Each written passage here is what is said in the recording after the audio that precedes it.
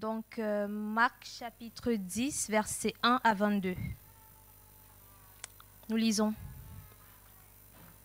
Jésus partit de là et se rendit dans le territoire de la Judée, de l'autre côté du Jourdain. La foule se rassembla de nouveau près de lui et, conformément à son habitude, il se mit encore à l'enseigner. Les pharisiens l'abordèrent et, pour lui tendre un piège, ils lui demandèrent s'il est permis à un homme de divorcer de sa femme.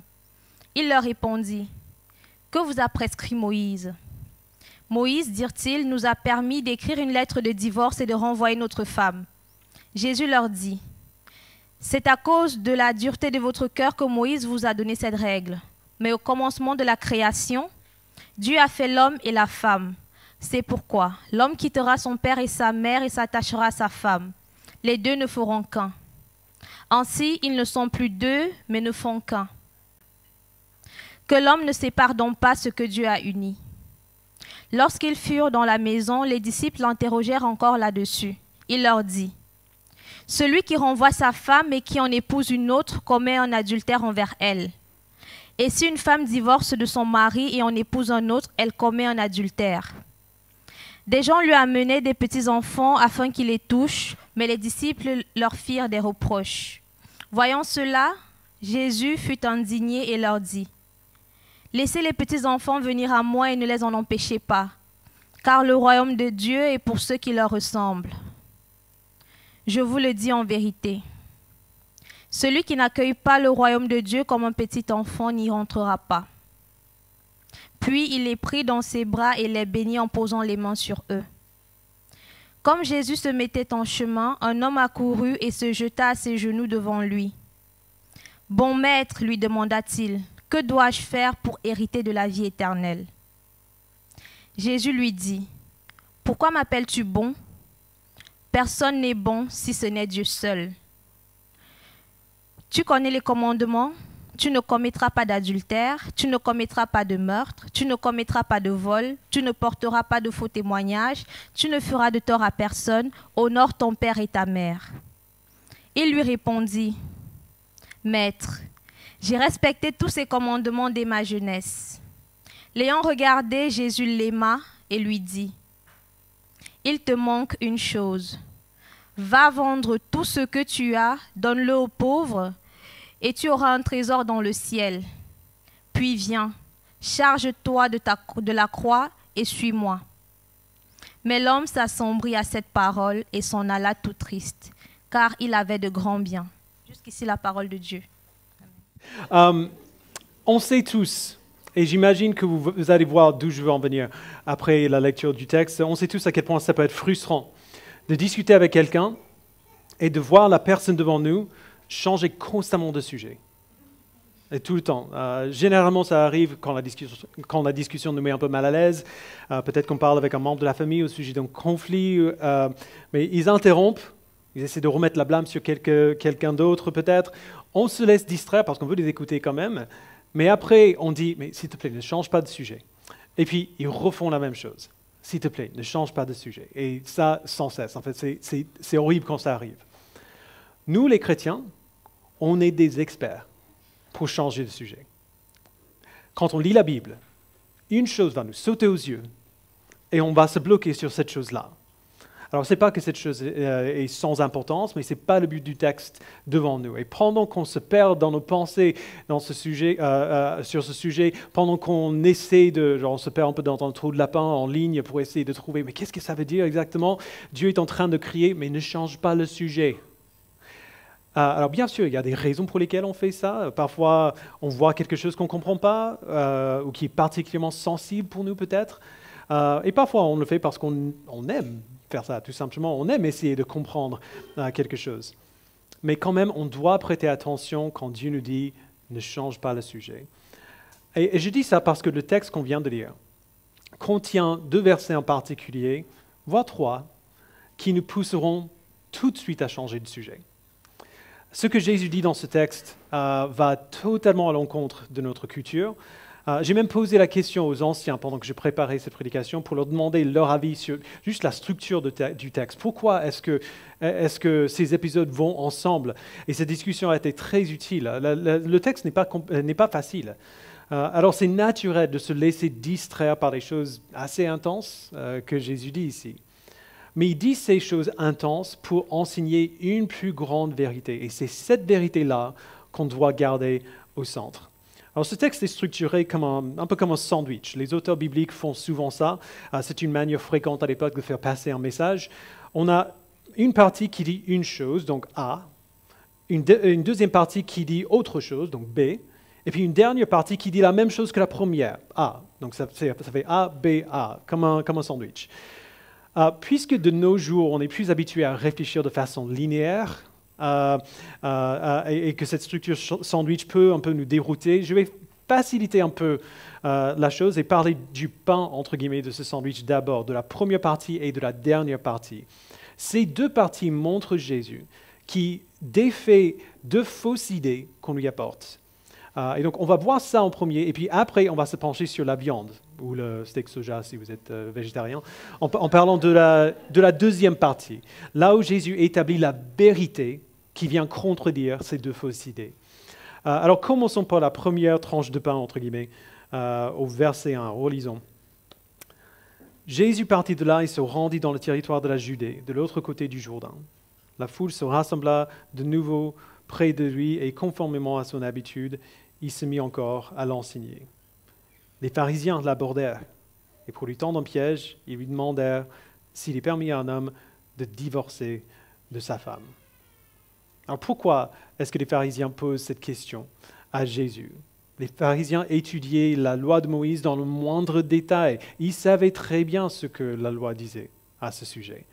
Alors ils essayaient, Marc dit, de lui tendre un piège, de tester soit la connaissance de Jésus, soit sa fidélité à la loi. Alors Jésus le sait, et donc il fait ce qu'il fait tellement bien, il répond à la question par une autre question. Verset 3, ils leur répondirent, mais que vous a prescrit Moïse? Il sait qu'ils savent. Moïse, dirent-ils, nous a permis d'écrire une lettre de divorce et de renvoyer notre femme. Alors, ce qu'ils disent, c'est partiellement vrai.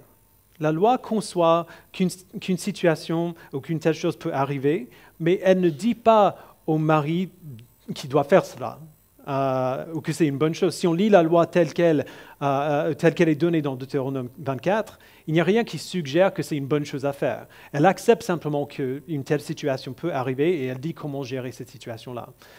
Alors c'est intéressant que Jésus ne parle pas de la manière un petit peu détournée dont les pharisiens ont posé la question. Il va plutôt au cœur du sujet. Verset 5. C'est à cause de la dureté de votre cœur que Moïse vous a donné cette règle. Alors avant d'aller plus loin, il faut quand même voir ça rapidement. Beaucoup de gens ont du mal avec cette idée que Dieu fasse des concessions pour certaines personnes dans certaines situations, en disant que c'est à cause de la dureté du cœur que Moïse vous a donné cette règle, mais en fait, au final, c'est pas ce qu'il veut. Quand même, si on y réfléchit, on comprend tout cela. Par exemple, la petite Alice, la petite fille de Sylvia et Tom. Vous l'avez vue derrière, elle porte un chapeau adorable aujourd'hui. Elle a appris à marcher il n'y a pas si longtemps. Si elle est d'un côté de la pièce et Tom est de l'autre, il peut l'appeler en disant « Alice, viens là », et elle est capable de venir. Mais elle n'est pas encore tout à fait stable sur ses pieds. Alors, elle va peut-être chanceler, elle va peut-être même tomber. Alors, Tom va lui redire « Alice, lève-toi, viens là ». Et elle tombera peut-être encore, se laissera peut-être même se distraire par une balle qu'elle trouve par terre. Faire venir un bébé n'est pas facile quand même. Qu'est-ce que Tom ne fera pas dans cette situation-là? Il ne punira pas Alice pour s'être laissée distraire. Il ne criera pas sur elle parce qu'elle n'est pas allée assez vite et qu'elle ne l'écoute pas. Mais pourquoi ton cœur est si dur envers moi, ton père? Non, il va faire des concessions pour elle parce que c'est un bébé et qui ne peut pas s'attendre au même niveau d'écoute de sa part ou de compréhension qu'il pourra faire quand elle sera plus grande. Nous faisons tous cela. Et essentiellement, c'est là où est le peuple d'Israël dans le désert lorsque Dieu donne la loi à Moïse. Ils viennent tout juste de sortir des siècles d'esclavage. Ils ne savent rien sur le caractère de Dieu, ni de sa sainteté. Ce sont des bébés dans la foi. Dieu leur donne sa loi afin de structurer leur société et de leur apprendre à quoi ils ressemblent. Mais il sait très bien que le peuple n'arrivera pas à tout intégrer d'un seul coup. Et donc, il fait certaines concessions pour leur dureté de cœur. Mais voici ce qui est vraiment important. Ces concessions que Dieu fait, comme des concessions que nous faisons pour nos enfants, ne sont pas censées durer. Ne sont pas censées durer. Notre intention n'est pas que nos enfants continuent de nous ignorer quand ils sont ados. Notre intention, c'est qu'ils nous écoutent et qu'ils nous obéissent. Et on va les former, leur apprendre à faire cela.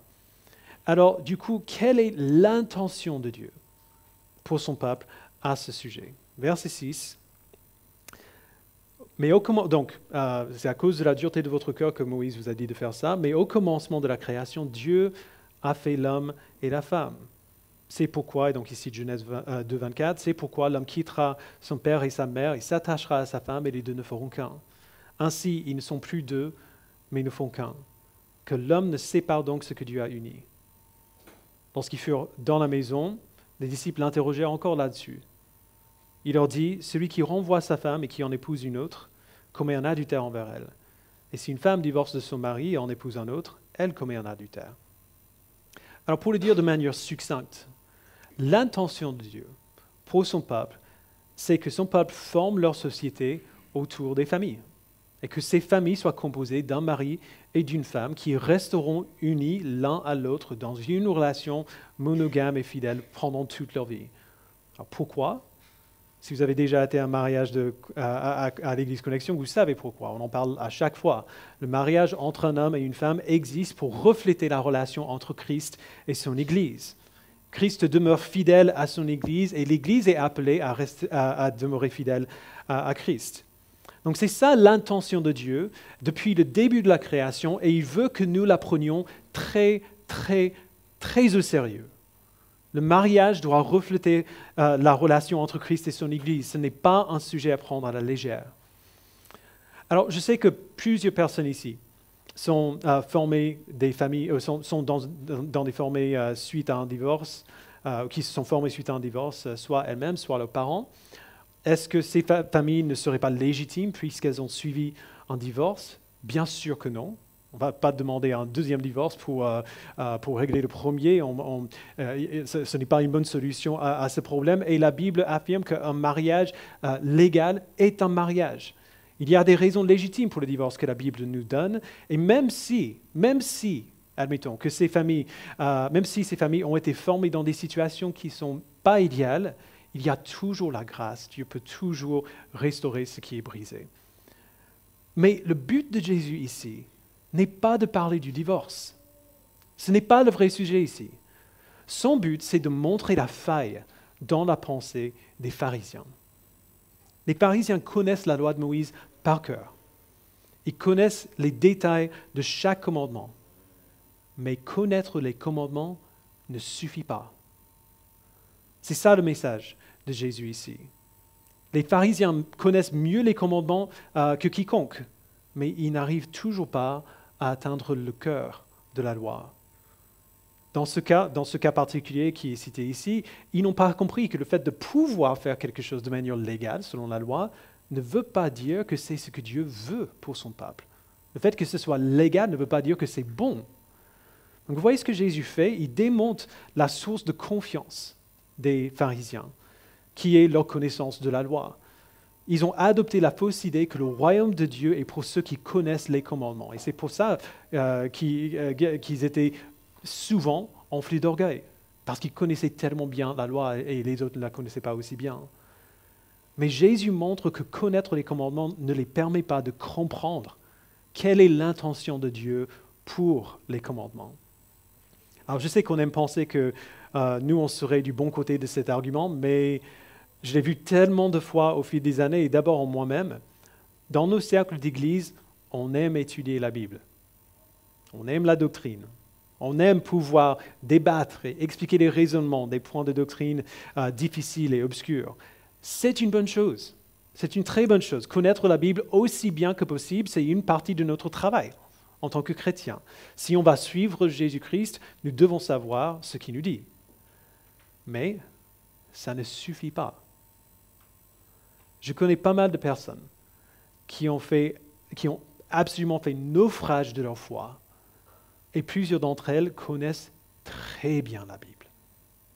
Très, très bien. Ils ont bien saisi la doctrine chrétienne et ils peuvent très bien expliquer cette doctrine à d'autres. Mais toute notre étude, toute notre connaissance ne suffit pas. Connaître la Bible ne suffit pas. Le royaume de Dieu n'est pas pour ceux qui connaissent la Bible. Donc c'est ça la première idée, la première tranche de pain sur le sandwich. Voici le deuxième. Le royaume de Dieu n'est pas pour ceux qui suivent les commandements non plus. Ce que Jésus dit ici nous choquera peut-être pas autant que le premier point, mais ça devrait en fait nous choquer encore plus. Verset 17. Comme Jésus se mettait en chemin, un homme accourut et se jeta à genoux devant lui. « Bon maître, lui demanda-t-il, que dois-je faire pour hériter de la vie éternelle ?» Jésus lui dit, « Pourquoi m'appelles-tu bon ? Personne n'est bon si ce n'est Dieu seul. » Alors, petite parenthèse, Jésus ne dit pas qu'il n'est pas bon. Il dit que ça n'a pas de sens pour le jeune homme d'appeler Jésus bon maître si Jésus n'est pas Dieu. Parce que personne n'est bon si ce n'est Dieu seul. Il réoriente simplement la pensée du jeune homme. Verset 19. Jésus dit, tu connais les commandements. Tu ne commettras pas d'adultère, tu ne commettras pas de meurtre, tu ne commettras pas de vol, tu ne porteras pas de faux témoignages, tu feras de tort à personne, honore ton père et ta mère. Il, donc le jeune homme, lui répondit, Maître, j'ai respecté tous ces commandements dès ma jeunesse. Alors ce jeune homme connaît aussi les commandements. Il ne les connaît peut-être pas en autant de détails que les pharisiens, mais il connaît au moins les 10 commandements, comme tout jeune homme israélite les aurait connus à l'époque. Alors Jésus lui donne des exemples à partir des 10 commandements. Et le jeune homme, probablement satisfait à ce moment-là, peut dire en toute bonne conscience, j'ai respecté ces commandements depuis ma jeunesse. Et la plupart des gens ici pourraient dire probablement la même chose, ou au moins pas loin. Il n'y a rien dans le texte qui suggère que ce jeune homme est orgueilleux ou qu'il a de mauvaises intentions. Il dit simplement un fait, en fait. Et il a obéi aux préceptes de la loi depuis sa jeunesse. Alors il s'attendait peut-être à ce que Jésus s'arrête là. Il a posé la question, que dois-je faire pour hériter de la vie éternelle ? Jésus a répondu, un peu comme avec les pharisiens, que dit la loi ? Tu as fait ça ? Très bien. Alors ça devrait être la fin de l'histoire. Mais Jésus va plus loin. Verset 21. L'ayant regardé, Jésus l'aima. Et il lui dit, il te manque une chose. Va vendre tout ce que tu as. Donne-le aux pauvres, et tu auras un trésor dans le ciel. Puis viens, charge-toi de la croix et suis-moi. Mais l'homme s'assombrit à cette parole et s'en alla tout triste, car il avait de grands biens. Alors pourquoi est-ce que Jésus a dit ça à ce jeune homme? Il n'a pas dit ça aux autres disciples. Il ne leur a pas dit de vendre tous leurs biens et de les donner aux pauvres avant de le suivre. Il n'a pas dit ça aux foules non plus. Alors pourquoi est-ce qu'il donne ce commandement tellement poussé à ce jeune homme? Parce que Jésus savait que c'était peut-être la seule chose qui lui parlerait. Jésus n'essaie pas de piéger ce jeune homme. Il l'aime, comme on voit au verset 21. Il veut plutôt lui montrer ce qui se passe réellement dans son cœur. Ce jeune homme a demandé comment hériter de la vie éternelle, comment être sauvé. C'est une bonne question. C'est la bonne question. Cette disposition est bonne dès le début. Et Jésus répond en disant, tu as suivi la loi, c'est très bien. Mais où en est ton cœur? Voici un test. Va vendre tout ce que tu as, distribue-le aux pauvres, amasse ton trésor dans le ciel, et puis viens, suis-moi. Et le jeune homme ne peut pas faire cela. Parce que même s'il a obéi aux commandements, les commandements ne pouvaient pas changer son cœur. Son cœur était ancré dans sa richesse. C'était là où il trouvait sa sécurité, son identité. Il s'en allait tout triste parce qu'il avait de grands biens. Connaître les commandements ne peut pas te sauver. Et même suivre les commandements ne peut pas te sauver. Et ça, c'est vraiment intéressant. On a tendance à penser à la loi de Moïse comme le moyen par lequel le peuple d'Israël pouvait être sauvé. Mais c'est faux. La loi de Moïse servait à deux fonctions principales. Il servait de guide pour le peuple et il servait de preuve que même le fait de suivre ce guide ne les sauverait pas, comme Paul explique dans sa lettre aux Romains. La loi était suffisante pour former une société en Israël. Elle était suffisante pour leur enseigner ce qu'ils devaient connaître sur l'adoration de Dieu, sur les pratiques qu'ils devaient suivre dans le temple, dans le tabernacle. Mais la loi ne serait jamais suffisante pour les sauver. Jésus dit aux pharisiens et à ce jeune homme que malgré leur connaissance et leur observation des commandements, ils ne savent pas encore tout. Les commandements ne sont pas une fin en soi. Tout seuls, ils ne sont pas suffisants. Alors la question c'est, qu'est-ce qui peut nous sauver du coup?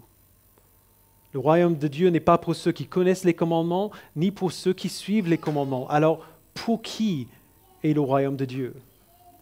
Et c'est ça qu'on voit dans la deuxième partie de notre texte, au verset 13.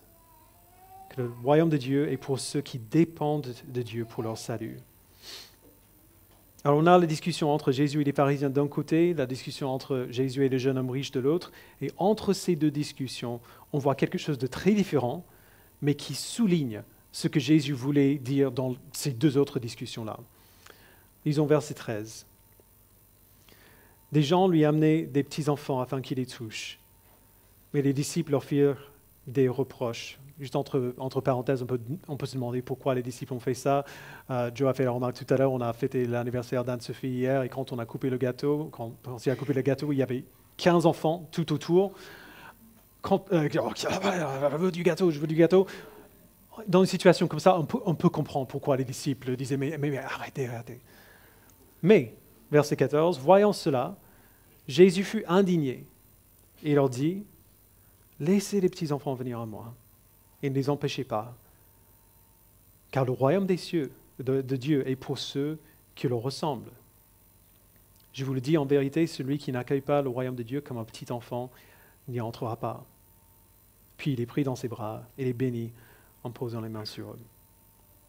Alors vous voyez, voici, Jésus le dit clairement. Pour qui est le royaume de Dieu? Ce n'est pas pour ceux qui connaissent, ceux qui suivent les commandements. Pour qui est le royaume de Dieu? Le royaume de Dieu est pour ceux qui ressemblent aux petits-enfants. Alors bien sûr, on peut comprendre ça de plein de manières différentes. Certaines personnes ont suggéré que le royaume de Dieu est pour ceux qui sont humbles comme des petits-enfants ou qui sont innocents comme des petits-enfants. Ça n'a strictement aucun sens. Les enfants ne sont pas humbles et ils ne sont pas innocents. Alors, le péché se montre dans les enfants très tôt.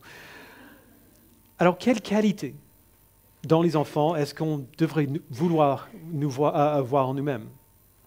En fait, Jésus nous le dit au verset 15. Il dit, celui qui n'accueille pas le royaume de Dieu comme un petit enfant n'y entrera pas. Alors, on peut être honnête, les enfants ne travaillent pour rien. J'aime mes enfants plus que je m'aime moi-même.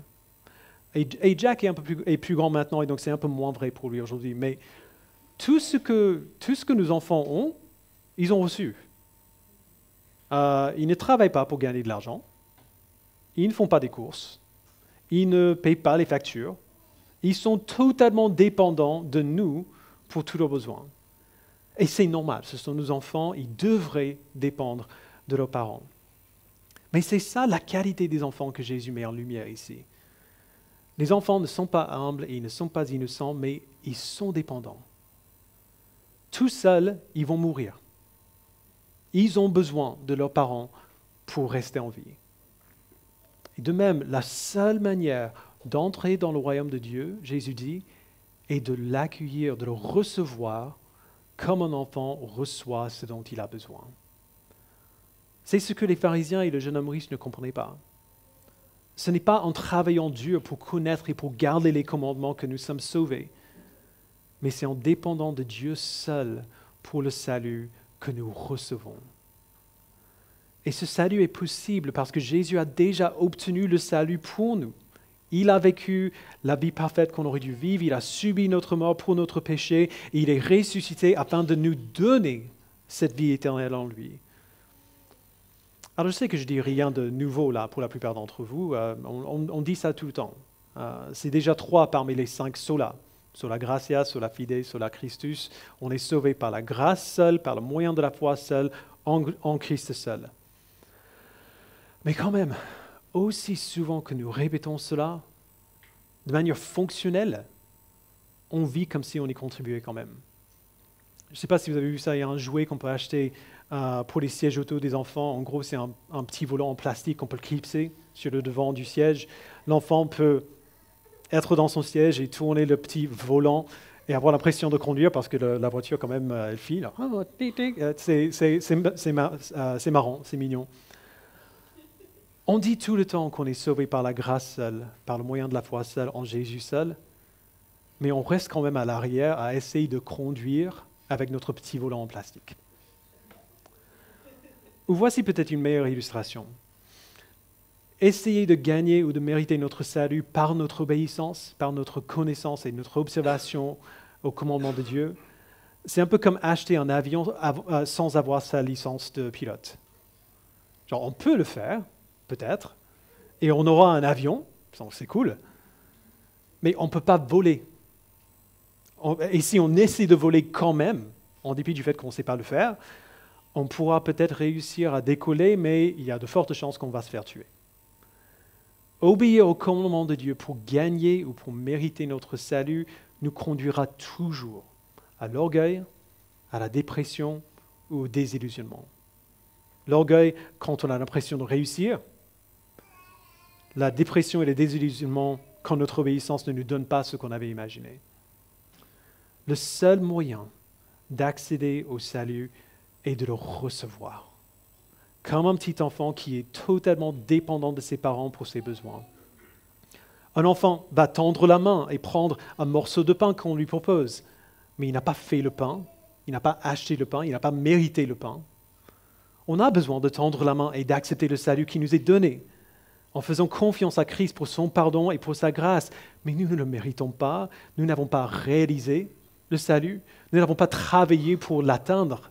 Nous sommes totalement dépendants de Dieu pour notre salut. Et le royaume de Dieu est pour ceux qui le reçoivent de cette manière-là. Alors peut-être une dernière question. Si tout cela, tout ce qu'on voit ici est vrai, pourquoi est-ce qu'on obéit? Pourquoi est-ce qu'on travaille? Pensez encore à ce que Jésus dit aux pharisiens et au jeune homme riche. Jésus applique une règle encore plus stricte que la loi de Moïse au sujet du divorce. Et Jésus donne un commandement au jeune homme riche qui est beaucoup plus compréhensif que ce que disent les 10 commandements. Jésus ne dit jamais que l'obéissance n'est pas importante. Bien au contraire. Suivre Jésus demande beaucoup, beaucoup de travail. C'est seulement que ce travail ne nous sauve pas. Notre obéissance est profondément importante, mais pas comme on l'imagine souvent. Qu'est-ce qu'on voit dans ce texte? On voit des commandements de Jésus qui deviennent essentiellement des tests du cœur. L'obéissance du jeune homme est bonne jusqu'à un certain point. Mais lorsque Jésus lui dit de vendre tout ce qu'il a et de le donner aux pauvres, ça c'est un pas de trop pour lui, le pas que son cœur ne peut pas faire. L'appel de Jésus révèle que malgré toute la bonne discipline de ce jeune homme, malgré tout son bon comportement, son cœur n'est pas encore changé. Alors, c'est peut-être juste partiel. Le jeune homme a quand même posé une question qui montre qu'il est sensible aux enseignements de Jésus et on ne sait pas ce qu'il est devenu par la suite. Mais au moins, à ce stade, au stade de ce récit, il y a une barrière entre lui et Jésus qui n'est pas prêt à démonter. Alors du coup, comment est-ce que nous pouvons savoir que nous accueillons le royaume de Dieu comme un petit enfant? On peut se poser une question simple. Qu'est-ce que je ne suis pas prêt à faire pour Dieu?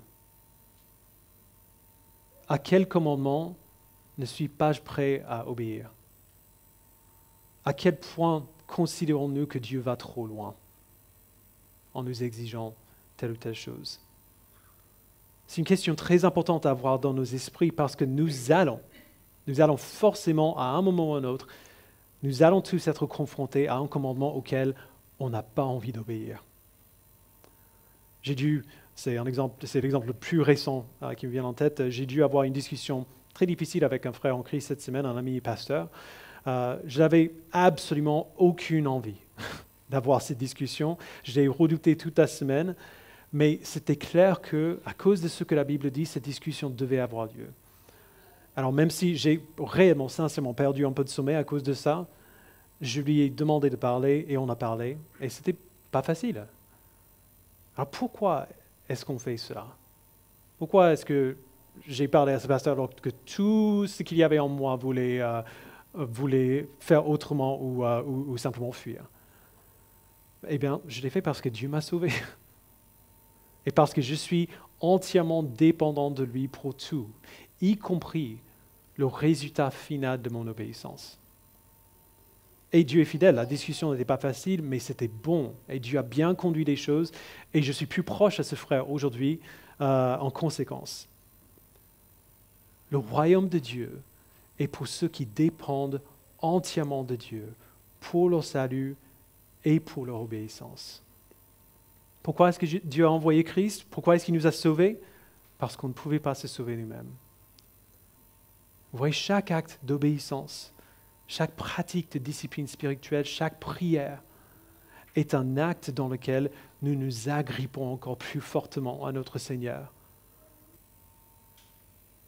Voyant cela, Jésus fut indigné et leur dit, « Laissez les petits-enfants venir à moi et ne les empêchez pas, car le royaume de Dieu est pour ceux qui le ressemblent.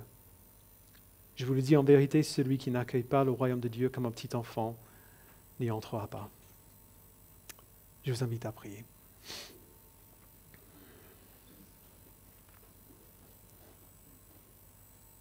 Père, nous te remercions pour la facilité de ton appel. Nous nous mettons tellement de défis nous-mêmes dans notre démarche d'obtenir le salut, dans notre marche chrétienne. Nous nous mettons tellement de défis que tu ne nous mets pas. Nous imaginons que nous devons faire comme ceci ou cela pour que tu nous aimes, pour que tu nous sauves, pour que nous soyons agréables à toi. Mais c'est ton Fils qui nous rend agréables à toi. C'est ton Fils qui nous sauve. C'est ton Fils qui nous rend, qui nous sanctifie. Père, je prie que tu nous pardonnes d'avoir essayé de gagner notre salut, de mériter notre salut, ou même juste de gagner ton amour par les œuvres que nous entreprenons. Les commandements que tu nous donnes, les actes pratiques d'obéissance que tu nous ordonnes de faire sont très importants. Mais ils ne nous sauvent pas. Ce sont les moyens par lesquels nous nous agrippons encore plus fort à toi, parce que nous savons qu'il n'y a que toi seul qui peut nous sauver, et il n'y a que toi seul qui peut nous sanctifier. Aide-nous, Père, à te faire confiance, que lorsque tu nous ordonnes de faire quelque chose, c'est pour une bonne raison. Et de recevoir ton royaume comme des petits-enfants qui ne peuvent pas contribuer à leur salut, qui ne peuvent pas mériter leur salut, mais qui les reçoivent. S'il te plaît, Père, rends-nous totalement dépendants de toi et obéissants grâce à cette dépendance que tu nous donnes. Au nom de Jésus-Christ, nous le prions. Amen.